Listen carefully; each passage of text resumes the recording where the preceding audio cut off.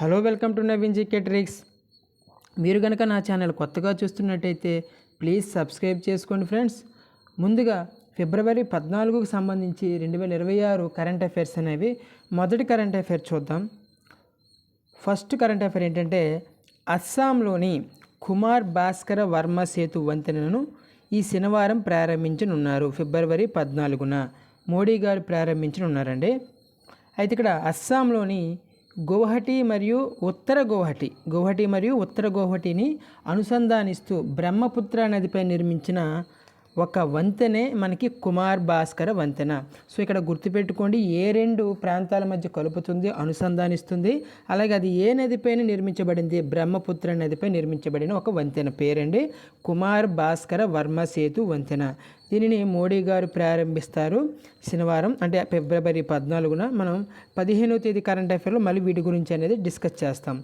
So Assam గురించి వచ్చింది కాబట్టి మనం ఇక్కడ చాలామంది మనకేమన్నారంటే, సార్ మనకి జీకే పాయింట్ ఆఫ్ వ్యూ కూడా యాడ్ చేయండి సార్ అని చెప్పారు. కాబట్టి సో ముందుగా ప్రతిదీ కూడా మనం యాడ్ చేసుకుంటూ పోదాం. అస్సాం సీఎంగా హిమంత్ బిశ్వ శర్మ గారు చేస్తున్నారు. అలాగే గవర్నర్గా లక్ష్మణ్ ప్రసాద్ ఆచార్య గారు చేస్తున్నారు. సో అస్సాంకి లోక్సభ సీట్లు ఏంటంటే 14 అండి. ఎమ్మెల్యే సీట్లు మనకి శాసనసభ సీట్లు ఏంటంటే 126. 14 9 126. సో ఈజీగా గుర్తుపెట్టుకోవచ్చండి. ఓకేనా?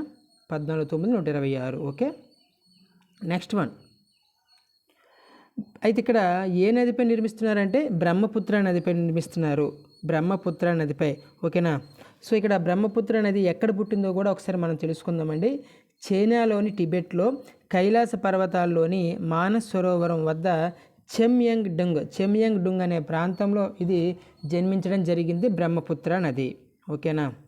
Next one. అలాగే దీనిని ఈ బ్రహ్మపుత్ర నదిని టిబెట్లో శాంగ్పో అని అంటారు, శాంగ్పో.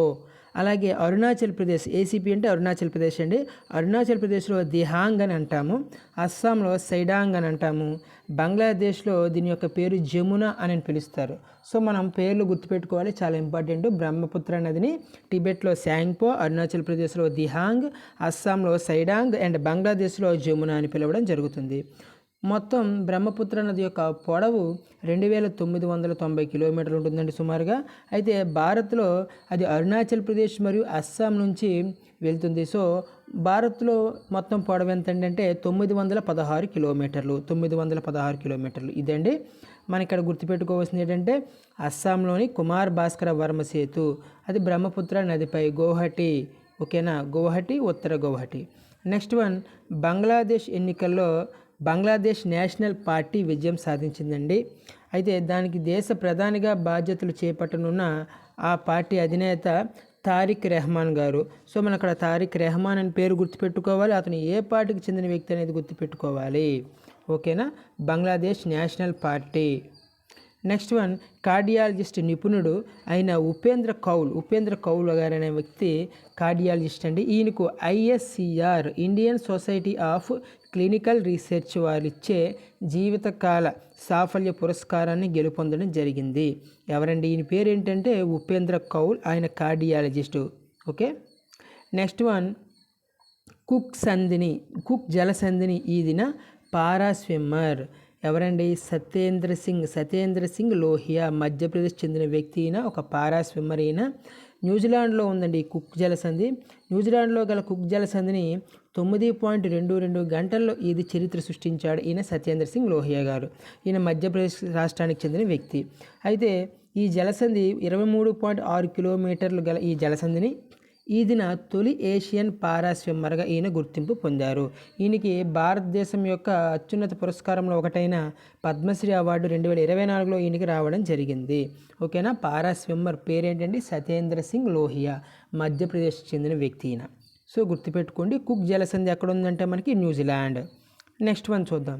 ఈ టాపిక్ ఆల్రెడీ నిన్న కూడా మనం డిస్కస్ చేసాం. మరలా సేవాతీర్థ్ మోడీ గారు దీనిని ప్రారంభించడం జరిగిందండి.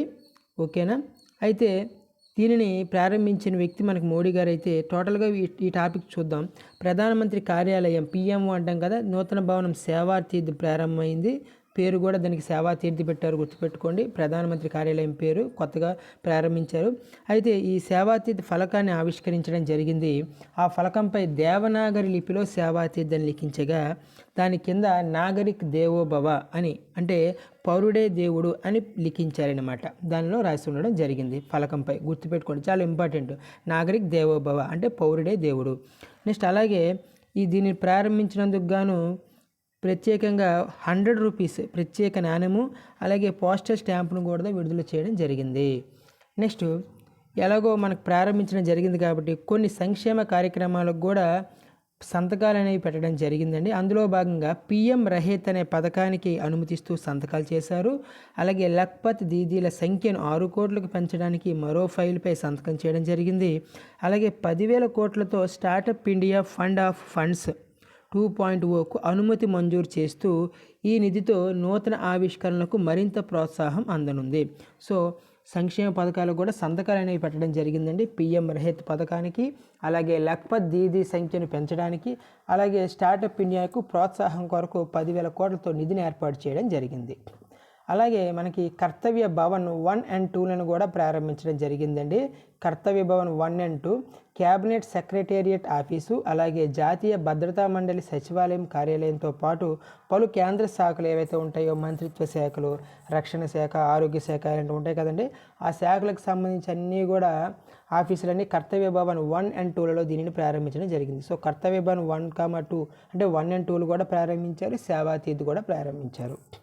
నెక్స్ట్ అలాగే పిఎం రహేత్ పథకం దేని గురించి అంటే చూడండి, మనం ఆల్రెడీ ఈ టాపిక్లో వచ్చింది కాబట్టి, పిఎం రహేత్ అంటే ప్రమాదాలకు గురైన వారికి 1.5 లక్షల దాకా నగదు రహిత చికిత్స అందించడం జరుగుతుందండి, ప్రమాదాలకు గురైన వారికి. ఓకేనా? అలా ఇది పిఎం రహేత్ పథకం గురించి. మరి లఖ్పత్ దీదీ అంటే ఏంటంటే మహిళలను లక్షాధికారులుగా మార్చాలనే ఉద్దేశంతో 3 కోట్ల మంది మహిళలను 2027 మార్చి నాటికి తీర్చిదిద్దాలని లక్ష్యంగా పెట్టుకుంది మోడీ గవర్నమెంట్. అయితే దీనిని ఏడాది ముందులోనే అంటే 2026లోనే సాధించడం జరిగింది 3 కోట్ల మంది. సో మరొక లక్ష్యాన్ని ప్రవేశపెట్టుకోవడం జరిగింది.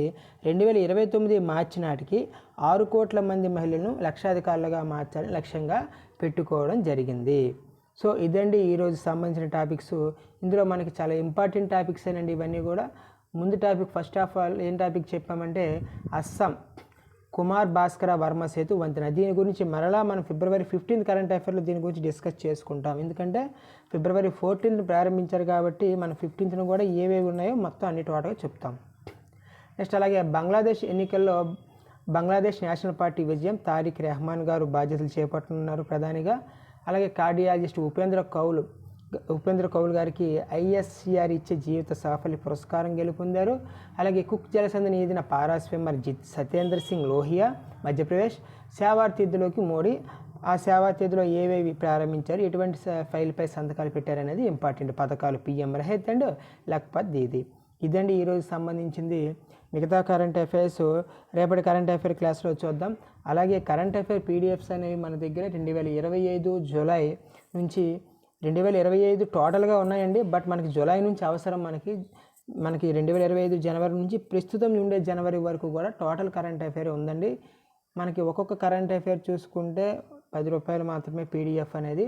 సో టోటల్గా కావాలి అనుకుంటే 50 రూపీస్ పే చేస్తే చాలు. సో ఇదండి ఈరోజు క్లాస్. రేపటి క్లాస్లో మళ్ళీ కలుద్దాం. Thank you.